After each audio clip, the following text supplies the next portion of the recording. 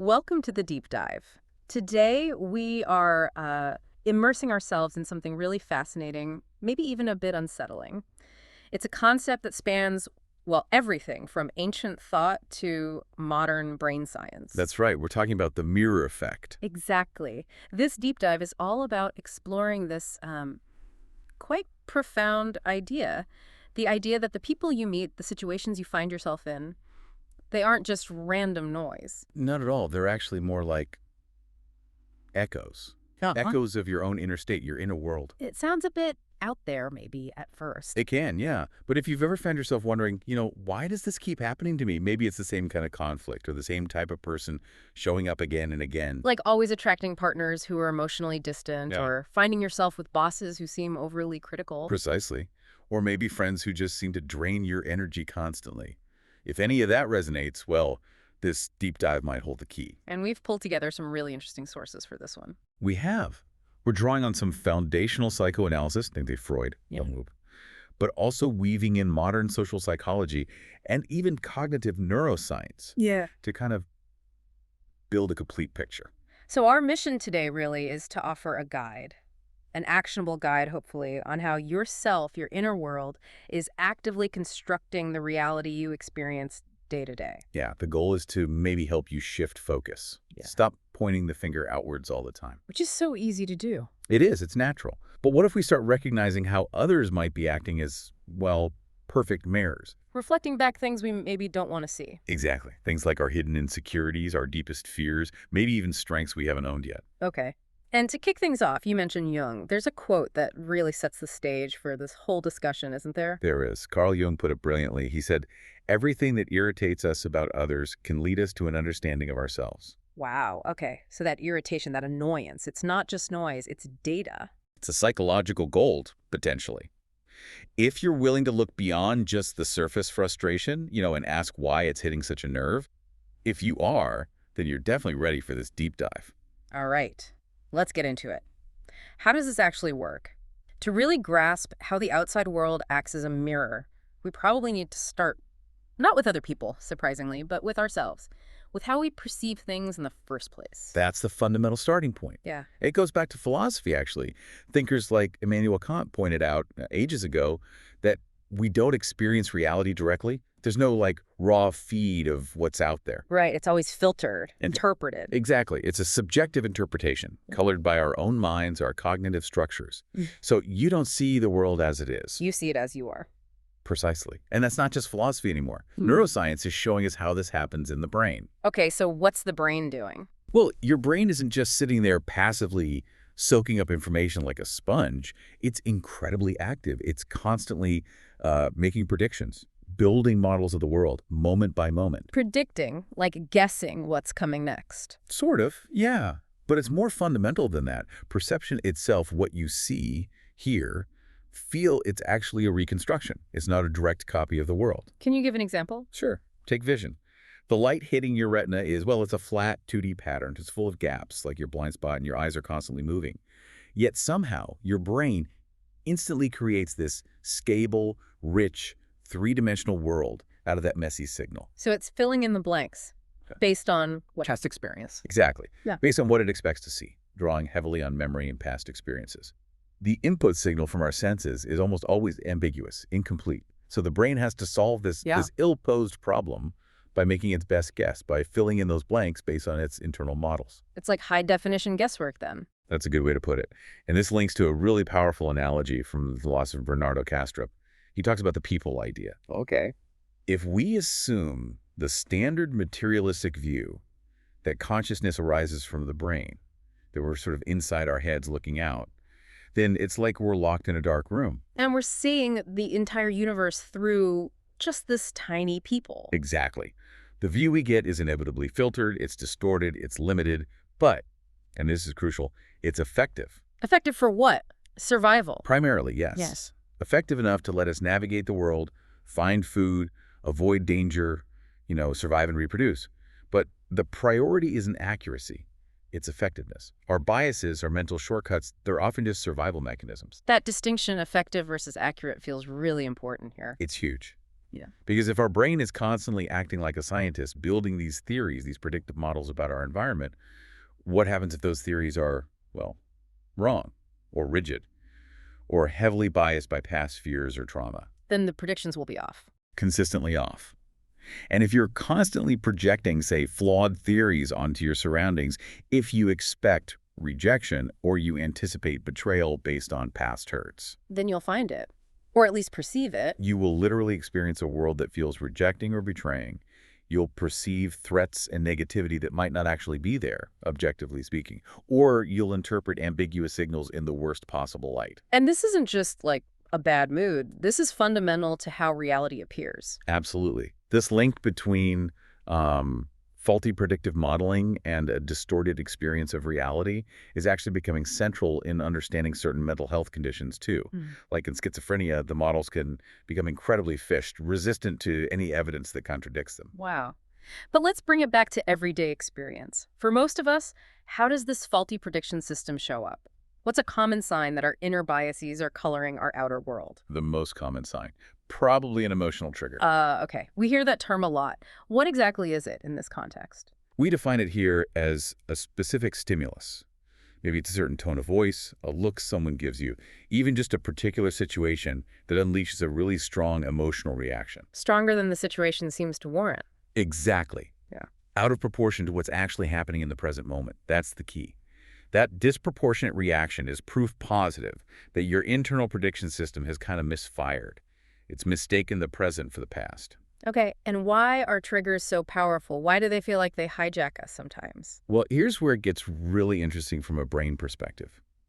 Triggers often bypass our rational thinking brain, the prefrontal cortex. The part that reasons and plans. Right. They take a shortcut straight to the amygdala. The brain's alarm system. You got it.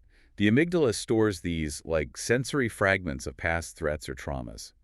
Not necessarily full memories, but maybe the feeling of a sharp word or a particular facial expression that meant danger before. So when something in the present resembles one of those fragments, Bang, the alarm goes off.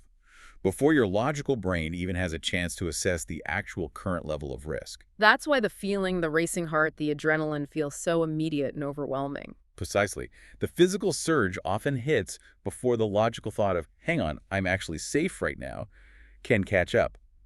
That's why we say the external world acts as this giant feedback loop for the state of your nervous system. So if my internal window onto the world is, let's say, smudged, with old fears or distorted beliefs or maybe unhealed wounds, Then the world you see through that window will look smudged. You'll find disappointment, danger, rejection, because that's what the filter is showing you. but if you manage to clean the window, Then the very same world, the same people, can suddenly appear open, trustworthy, supportive. The reflection changes because the mirror itself, your internal state, has become clearer. okay, that makes sense. So we've got this internal mechanism shaping our perception. Now, how does the social world play into this? How do other people actually confirm these internal states? Right. We move from the subjective inner construction to the more measurable external confirmation we get from others.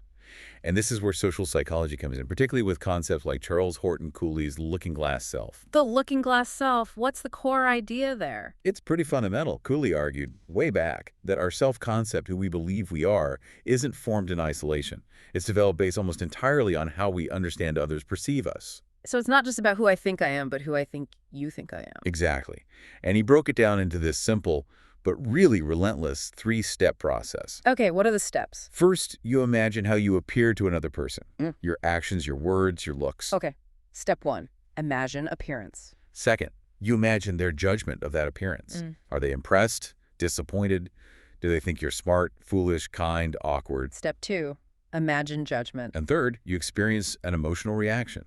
Pride, shame, embarrassment, confidence based on that perceived judgment. Perceived judgment. So it doesn't even have to be accurate. They might not be judging me that way at all. Precisely. That's the kicker. The judgment can be entirely imagined or internalized from past experiences. Your inner prediction machine is guessing what they think. But the feeling you get, the pride or the shame, is real. Wow. You can really see this playing out turbocharged on social media, can't you? Oh, absolutely. Social media is like the looking glass self on steroids. We're constantly curating this cyber self. as some sources call it. The highlight reel. The version of ourselves we want others to see and approve of. Exactly. And the feedback is instant and quantifiable, isn't it? Likes, follows, comments, shares, or criticism. The judgments are right there, public. Which means that cyber self is constantly being tweaked and adjusted based on that external validation. Right. It allows the self to be constantly changed and perfected, as Cooley might say. But there's a potential downside there, isn't there? Yeah, it feels like it could lead to a self-concept built entirely on shifting sands, based on performance and audience approval, rather than, genuine intrinsic worth. That's a crucial point. You end up perfecting an image to fit what you perceive the audience wants. And that can make you really vulnerable, emotionally volatile, when the likes dry up or the negative comments roll in. Does the research back up this looking glass self idea in, real-world development? Oh, definitely. Especially in developmental psychology. Studies consistently show a really strong link between how kids and teenagers think their parents see them, their perceived parental appraisal, and their own self-esteem and self-assessment. So if a kid believes their parent sees them as capable and valuable, They're far more likely to internalize that belief and develop a healthy sense of self. That mirror, held up by significant others, especially during those formative years, is just incredibly powerful. Vital, really. okay. So our perception of others' views shapes us. But there's another layer to this mirror, isn't there? Something about how our expectations actually cause others to behave in certain ways. Yes. This is fascinating. It's called behavioral confirmation.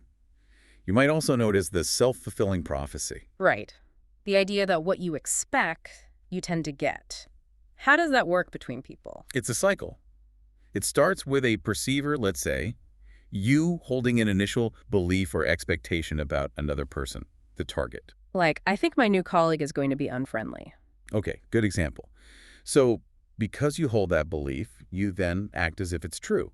Maybe you're a bit cold towards them, you avoid eye contact, you don't engage in small talk, unconsciously perhaps. So my behavior is guarded because of my expectation. Exactly. And then here's the crucial step the target person picks up on your guarded behavior. How do they respond? Probably by being a bit guarded or unfriendly back. Very likely. They assimilate their behavior to your subtle or not so subtle cues. They become more reserved, maybe less likely to initiate conversation. And then I think, see? I knew they were unfriendly. Bingo. Your initial, potentially false belief has now been confirmed by the behavior you elicited. You inadvertently created the very reality you expected or feared. That's kind of disturbing, actually. Is there, experimental proof of this? Oh yeah. The classic study is one by Snyder and colleagues using a telephone intercom setup. It's really quite clever. What did they do? They had male participants, the perceivers, talk to female participants, the targets, over an intercom. Before the conversation, the men were shown a photograph, supposedly of the woman they were about to talk to. Okay. But here's the twist. Half the men were shown a photo of a woman who had been pre-rated as physically attractive, and the other half saw a photo of a woman pre-rated as unattractive. Crucially, the women on the other end of the line were randomly assigned. They weren't actually the women in the photos. So the only difference was the man's belief about the woman's attractiveness based on a fake photo. Exactly. And the results were striking. Independent judges listened only to the women's side of the conversation, without knowing which condition they were in. The women whose male partners believed them to be attractive were rated as behaving in a significantly more sociable, warm, poised, and outgoing manner compared to the women whose partners thought they were unattractive. Wow. So the man's belief, his expectation, literally changed the woman's behavior over the phone. It shaped the social reality of that interaction. The perceived attractiveness, which existed only in the perceiver's mind, created a warmer, more engaging woman on the other end. The implications for us, for you listening, are huge then. They really are. It means the beliefs others hold about us, maybe based on stereotypes or past interactions or just their own stuff, can be powerful enough to make us act in ways that confirm those beliefs, even if it's not who we really are or how we'd naturally behave. So you might find yourself acting quieter or maybe more aggressively or less competent, partly because someone significant in your life expects you to be that way, and you're unconsciously fulfilling their prophecy. It's a very real possibility. We might be playing out roles assigned to us by others' perceptions far more often than we realize. And this tendency to confirm expectations or maybe repeat patterns? Does this connect to those recurring life themes we mentioned earlier, like always ending up with the same kind of partner? Absolutely. This ties directly into a core psychoanalytic concept often associated with Freud, called the repetition compulsion. Repetition compulsion. Sounds ominous. It describes this powerful, often unconscious drive we seem to have to repeat painful patterns of feeling, relating, and behaving in our adult lives. Yeah. Patterns that are usually rooted in unresolved dynamics from our childhood. So if you keep attracting emotionally unavailable partners, or you keep finding yourself in jobs where you feel undervalued, that's the compulsion at work. It's a likely explanation, yeah. But why? Why would our minds push us towards experiences that caused us pain before? It seems counterintuitive. The common interpretation isn't that we're seeking pain for its own sake. It's often seen as an unconscious attempt at mastery. Mastery. How so? The idea is that the unconscious mind is trying to recreate the conditions, the stage of the original wound, the abandonment, the criticism, the neglect, whatever it was. Okay. But it's doing so with the hidden hope that this time, the outcome will be different. This time, the standing character. The new partner, the new boss. Right. The hope is that this stand-in, who's been unconsciously cast in the role of the original figure, maybe the critical parent, the distant caregiver, will somehow behave differently. Heal the original wound by providing the love, recognition, or safety that was missing the first time. So you're not just unlucky in love or work. Your deeper system is trying to rewrite an old script. It's trying to resolve something that was left unfinished, unhealed. It's staging the play again and again, hoping for a different ending. That reframes things significantly. Instead of being a passive victim of recurring fate, you're more like an unconscious director casting actors for a play you wrote long ago, hoping they'll finally say the right lines. That's a great way to think about it. And understanding that gives you a doorway to potentially change the script. Okay. So if these repetitions and projections are fueled by something deeper, where does that fuel come from? You mentioned Jung earlier. Does this connect to his idea of the shadow? It absolutely does. You really can't talk about the mirror effect without talking about the Jungian shadow. It's fundamental. What exactly is the shadow? Is it just our bad side? It's often described as the dark side of the personality, yes. It contains those primitive, often socially unacceptable or negative human impulses and emotions. Things like rage, envy, greed, laziness, the desire for power, intense sexuality. Things we're often taught to suppress or feel ashamed of. Precisely. The shadow isn't inherently evil, though. It's formed through a necessary process of social adaptation, especially in childhood. How does that happen? Well, as kids, our most basic needs are for safety, love, belonging. We quickly learn which parts of ourselves get rewarded with smiles and acceptance, and which parts get punished with frowns, shaming, rejection, or withdrawal of affection. So if expressing anger or being too loud or needing too much attention led to negative consequences? We learn to push those parts away, to disown them. They get bundled together, swept out of our conscious awareness, and stuffed into this metaphorical bag called the shadow. We do it to survive, to maintain those vital connections. But just because they're out of sight doesn't mean they disappear, right? Not at all. They remain active parts of our psyche, operating unconsciously. And they still exert a powerful influence on our behavior, our choices, and crucially, how we perceive and react to other people. And projection is how the shadow often interacts with the world. It's the primary mechanism, yes. Projection is when we unconsciously take an aspect of our own shadow, a trait or feeling we deny in ourselves, and attribute it to someone else. So if I have a really strong, intense, negative reaction to someone else's behavior, say, my colleague's arrogance just drives me up the wall. That intense, disproportionate irritation is a massive clue.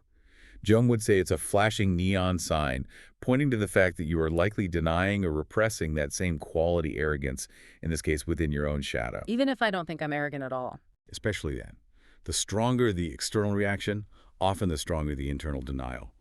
Your outrage at their arrogance is, in a way, a measure of how unacceptable you find that trait within yourself. Wow. Okay. So projection is seeing my stuff out there. Yeah. You mentioned something else earlier, though, a more intense version. Right. We need to go a step beyond simple projection. There's a related but more complex and interactive defense mechanism called projective identification. Projective identification. How is that different? Simple projection is like saying, I'm feeling angry, but I can't handle that, so I'll perceive you as being the angry one. It's mostly happening inside my head. Okay. Projective identification is more active. It's a dynamic two-person process. The projector isn't just seeing their feeling in the other person. They're unconsciously behaving in ways that induce the other person to actually feel or embody that projected feeling or trait. Whoa. So it's not just perception, it's manipulation. unconscious manipulation. You could see it that way, yes. Unconscious, definitely. Let's take an example. Say I feel incredibly helpless, but I can't tolerate that feeling in myself. Okay. With projective identification, I might unconsciously project that helplessness onto you. Yeah. But then I'll subtly act in ways that actually make you feel helpless. Maybe I'll withhold information you need, or criticize your efforts constantly, or undermine your confidence, So you make me feel helpless. so that you become the container for my disowned helplessness. Hmm. I can then observe it safely in you, maybe even criticize you for being helpless, Mm-hmm. all while maintaining a connection to that feeling without having to own it myself. That sounds intense and exhausting for the person on the receiving end. It really can be. It It- perfectly illustrates how the mirror isn't passive, it's interactive. We can unconsciously compel others to reflect back the very parts of ourselves we refuse to acknowledge. This internal mess, the disowned shadow parts, the unresolved stuff, driving repetition, the faulty predictions it sounds like a recipe for, well, chaos in relationships. It absolutely is. And this internal fragmentation often manifests very clearly in people who seem to constantly attract drama. You know the type, sometimes called drama magnets. Yeah, we probably all know someone like that. What are the habits or patterns psychology points to there? How does their inner chaos get reflected outwardly? There are a few key indicators. First, often a significant lack of self-awareness. They just don't see their own part in things. Pretty much. They might be genuinely unaware of how their sharp tone, their constant complaining, or their boundary violations actually impact others and stir up conflict. They add fuel to fires without realizing they're holding the match. Okay. Lack of self-awareness. What else? A pattern of overreacting is really common, turning minor issues into massive crises. Molehills become mountains instantly. And that external drama mirrors their internal state. Exactly. It reflects an internal baseline of high anxiety, poor emotional regulation, or just intense unmanaged stress. The outer world feels dramatic because their inner landscape is dramatic. Makes sense. Anything else? Struggles with boundaries are huge. This can go both ways, being overly rigid and pushing everyone away, or, more typically, having really porous boundaries. Letting people walk all over them. Yeah, allowing others to consistently overstep, take advantage, or treat them poorly, which of course leads to resentment buildup and then eventual explosions, creating more drama. And there's often a sense of victimhood, too, isn't there? Oh, absolutely. A tendency to adopt the victim identity as the default mode. When you operate from that script, you usually have what psychologists call an external locus of control. Meaning you feel like life just happens to you? You don't have much power? Right. Every setback, every conflict becomes proof that the world or other people are against you. This naturally leads to blaming others, avoiding personal responsibility, and feeling powerless, which paradoxically perpetuates the cycle of attracting negative situations because you don't feel empowered to change them. The mirror reflects back a cruel, unfair world because the internal narrative insists on powerlessness. And this victim role often plays into a specific dynamic, right? The drama triangle. Yes, the Karpman Drama Triangle. It's a brilliant model for understanding how relational chaos is sustained. It involves three interconnected roles. Okay, what are they? You have the victim, the one who feels powerless, oppressed, helpless. Then you have the persecutor, the one who's seen as blaming, critical, controlling the source of the victim's suffering. Victim, persecutor, and the third. The rescuer. This is the person who swoops in to save the victim from the persecutor.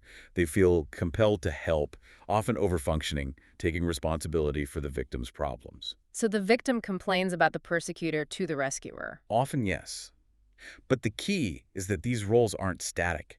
For the drama to continue, people have to switch roles. How does that work? Well, the victim might suddenly flip and become a persecutor, maybe lashing out at the rescuer for not helping enough. Or the rescuer, feeling unappreciated or burnt out, might become resentful and start acting like a persecutor toward the victim after all I've done for you. Or they might even shift into the victim role themselves. Nobody appreciates my efforts. So everyone rotates through the positions to keep the game going. Exactly. You need all three roles, in some configuration, playing off each other. It's a closed loop, a toxic dance that keeps the conflict and dysfunction alive. Breaking free requires recognizing the roles and refusing to play the game. Okay, phew. That's a lot to take in about how the mirror works and reflects our inner stuff. But the crucial question is, what do we do about it? If we recognize these patterns in ourselves or our lives, how do we leverage this reflection for actual growth? Right. This is where it gets empowering. Recognizing the dynamics is the first step, but it's not enough. The mirror isn't just showing you flaws, it's offering a precise map for where you need to heal and grow. So where's the starting point for using that map? It has to begin with prioritizing radical self-awareness and observation. Cultivating the ability to notice your own patterns, thoughts, feelings, and reactions without immediate judgment. Becoming the observer of your own experience. Exactly. Self-awareness isn't just about navel-gazing. It comes from both internal reflection and paying close attention to that external feedback, those mirror moments, when someone's reaction surprises you, or when you have that disproportionate emotional response. Get curious. Don't just react, reflect. Yes, train yourself to pause, even for a second, and observe, almost like a scientist studying a fascinating specimen, which is you, in that moment. What are some practical ways to cultivate that observation muscle? Reflective journaling is incredibly powerful and accessible, but not just writing down what happened. The key is analyzing your responses. How so? When you notice you felt triggered or had a strong reaction, ask yourself probing questions later on. Why did that specific comment sting so much? What underlying belief about myself did it activate? Was it, I'm not good enough, I'm unlikable, I'll be abandoned? So you're tracing the reaction back to the underlying belief or fear? Precisely. Mapping those connections. Over time, this consistent self-reflection helps you understand your internal landscape, identify your specific triggers, those amygdala danger signals, and maybe even start to diffuse them or choose a different response before the automatic reaction kicks in. Okay, so self-observation is key. And if the shadow, those disowned parts, are fueling a lot of the projections, then dealing with the shadow must be critical too. Absolutely central. The goal here is shadow integration. Integration meaning bringing those hidden parts back into the light. Yes, bringing the rage, the envy, the fear, the neediness, whatever it is, back into conscious awareness. And crucially, accepting those parts as legitimate aspects of your whole complex human self. Not necessarily liking them or acting them out destructively, but owning them, acknowledging their existence within you. Because if you own them, they lose their power to control you unconsciously, and you stop projecting them so intensely onto others. That's the core idea. They stop running the show from behind the curtain. You integrate their energy, potentially finding constructive ways to express it, rather than letting it leak out sideways or onto other people. Is there a practical technique for doing this? It sounds difficult. It can be challenging for sure, but there are methods. One really effective step-by-step process comes from Ken Wilber. It's called the 3-2-1 shadow process. It's excellent for working with someone who really pushes your buttons. Okay, 3, 2, 1. How does it work? Let's use an example. Say there's someone at work, David, who I find unbearably arrogant and dismissive. He constantly interrupts, takes credit, just grates on me intensely. Perfect example. David is triggering your shadow. So step one is the third-person perspective. Meaning I just describe him objectively. Yes. Observe the trait out there in David. Describe it factually, almost clinically, trying to remove the intense emotional charge for a moment. David behaves arrogantly. He interrupts frequently. He seems to need a lot of validation. You identify the trait clearly, but keep it external for now. Okay. Describe the trait in the third person. What's step 2? Step two is the second-person perspective. This is where it gets interesting, maybe a bit weird feeling. You actually engage in a dialogue with the trait itself, as if it's separate from David and speaking directly to you. Talk to arrogance. Yeah. You can imagine arrogance standing before you and ask it questions. Arrogance, why are you here? What do you want from me or for me? What are you afraid of? And this is key. You try to imagine speaking as arrogance, answering those questions. So arrogance might say, I interrupt because I'm terrified of being invisible or irrelevant. I need to prove my worth constantly. Exactly. By dialoguing with it, you start to understand the energy, the fear, or the need behind the behavior, separating it from just being David's annoying personality. Sure. You're interacting with the psychological force itself. Okay. That externalizes it in a different way. Then what's step 3? Step 3 is the first-person perspective. This is the integration step. You take that quality you've been exploring, arrogance, and you find a way to own it within yourself using I am statements. Whoa. So I have to say, I am arrogant, even if I don't feel like I am. It might not be I am arrogant full stop. Yeah. It's about finding the seed of that quality within you. Maybe it's I am sometimes arrogant when I feel insecure, or I contain arrogance, or part of me knows what it feels like to want validation like David does. You acknowledge that the potential for that trait, that feeling, that behavior exists within you, even if it manifests differently or less intensely. That feels like the hardest step, consciously owning the very thing you've been judging in someone else. It is. It requires real humility. But the sources suggest that the moment you genuinely own that quality, you reclaim the energy you were projecting. Huh. David might still be arrogant, but he loses his power to trigger you so intensely. Because his behavior is no longer hitting that denied part of yourself. Exactly. The charge dissipates because you've integrated that aspect back into your own awareness. You've taken back your projection. Okay, that 3-2-1 process sounds like a powerful tool. Now, how does all this connect to ideas like manifestation, shifting your inner narrative to change your outer reality? Great question. Practice is often associated with manifestation. Things like positive affirmations, visualization, acting as if your desired reality is already here, can be seen as ways to actively reprogram those internal predictive models we talked about way at the beginning. So instead of letting old fears or negative beliefs run the prediction machine, you're intentionally feeding it positive data. That's one way to look at it, yes. These practices can serve as really potent psychological resources. They can boost feelings of control, self-worth, and hope. They encourage proactive behavior rather than passive waiting. But does it actually work? Does thinking positively or visualizing success guarantee you'll get the job or the relationship or the money? There's some controversy around this, isn't there? There absolutely is, and it's crucial we address the nuance here. The research suggests a paradox. Believing in manifestation, using these techniques does seem to reliably increase subjective well-being, things like confidence, optimism, resilience, motivation. People feel better and more empowered. Which is valuable in itself. Hugely valuable. However, and this is the important counterpoint, studies often show that these positive feelings don't necessarily translate into significantly higher objective success rates, measured by things like income level, job promotions, or educational attainment. So thinking yourself rich doesn't automatically make you rich? Not directly, no. The universe doesn't just magically rearrange itself to match your thoughts. Believing you'll win the lottery doesn't change the mathematical odds. So what's the real value then in the context of the mirror effect?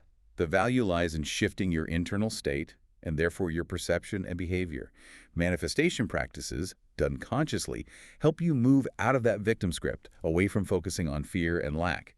They shift your focus towards possibility, agency, and internal resources. Changing your locus of control from external to internal. Precisely. It fosters a mindset where you feel more capable of responding effectively to whatever life throws at you, regardless of the outcome. It builds emotional resilience. And as we've established, changing your internal state inevitably changes the reflection you perceive in the external world. You start noticing opportunities you missed before, you interact with people differently, you carry yourself with more confidence, all of which can lead to better outcomes, indirectly. So it's less about magical thinking and more about psychological reprogramming for resilience and proactivity. That's a much more accurate way to frame it based on the evidence. It changes the mirror, your internal state, which then changes the reflection, your perceived reality, and your responses to it. Okay. So we observe ourselves, integrate the shadow, maybe use manifestation techniques carefully to shift our inner narrative. What about just dealing with the difficult thoughts and feelings that inevitably arise when we look in the mirror and don't like what we see? Right. Because self-awareness isn't always pleasant. Sometimes the mirror shows us things that are painful or uncomfortable. And that's where principles from approaches like acceptance and commitment therapy, or ACT, can be really helpful. ACT, what's the core idea there? Is it just about accepting bad situations? Not quite. It's not about resignation. ACT encourages you to stop the exhausting struggle against difficult thoughts and emotions. Instead of trying to avoid them, deny them, suppress them, or argue with them. Or accept them. You accept their presence. You acknowledge them as natural, albeit uncomfortable parts of human experience. Thoughts are just thoughts. Feelings are just feelings. They don't have to control your behavior. So the goal isn't necessarily to eliminate anxiety or self-doubt, but to, what? Not let them stop you? Exactly. The goal is psychological flexibility. It's about accepting those difficult internal experiences as transient events, like weather patterns passing through the sky of your awareness, while still committing to actions that align with your deeper values. What kind of person do you want to be? What matters to you?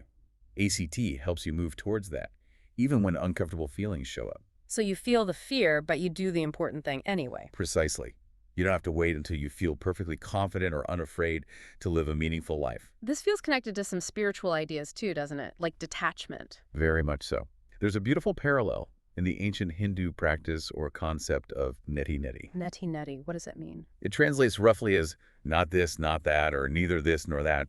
It's a practice of meditative inquiry. You take any thought, feeling, sensation, or identity that arises, I am angry, I am anxious, I am unworthy, I am this body, and you gently negate it. You recognize this feeling of anger is present, but it is not the totality of me. This thought of inadequacy is arising, but it is not me.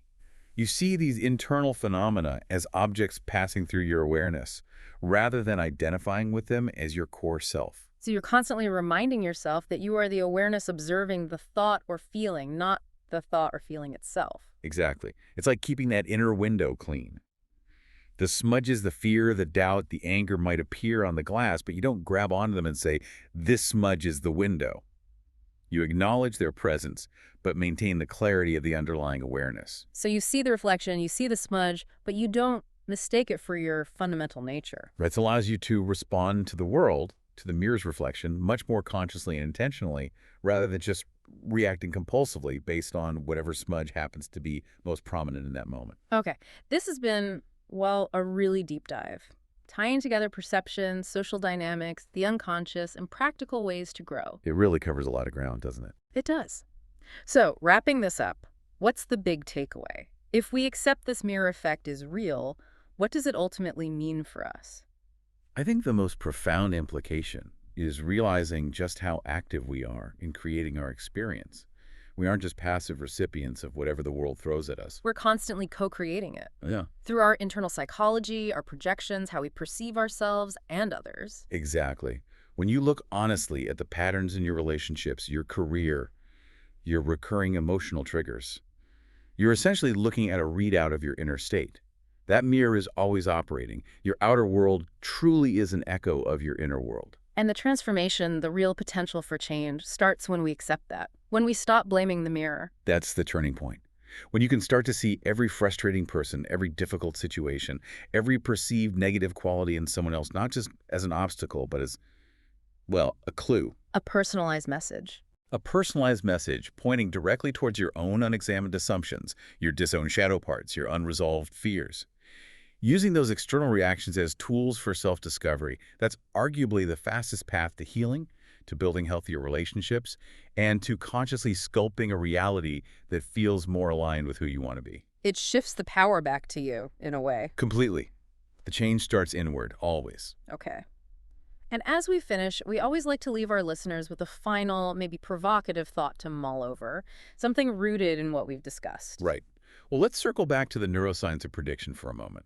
We talked about how the brain builds models based on past experience. And how those models can become rigid. Exactly. Neuroscience suggests that when our environment feels very stable, very predictable, very comfortable, the brain tends to get a bit lazy.